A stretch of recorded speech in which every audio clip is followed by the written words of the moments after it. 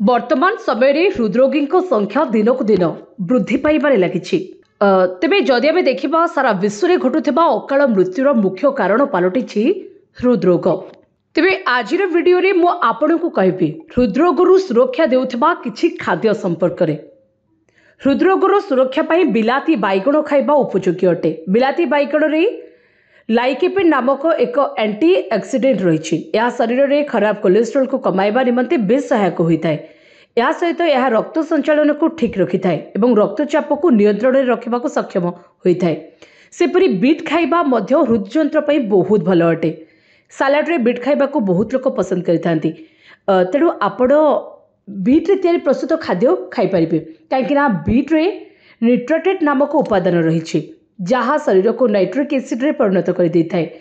यह शरीर में रक्त संचालन को स्वाभाविक रखिबारे सहायक होता है। रक्त संचालन स्वाभाविक रहिबा फल रे रक्तचाप नियंत्रण में रही है जहाँकि हृदयंत्र उपरे चाप कमाई थाए।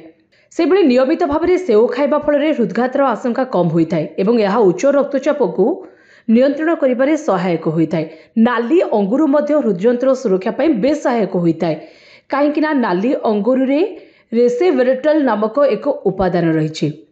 यह हृदयंत्र कार्यदक्षता उपरे सकारात्मक प्रभाव पकाई थाए। एसबु खाद्य नियमित खाइबा फल रे ताहा हृदरोगरु सुरक्षा प्रदान करि थाए।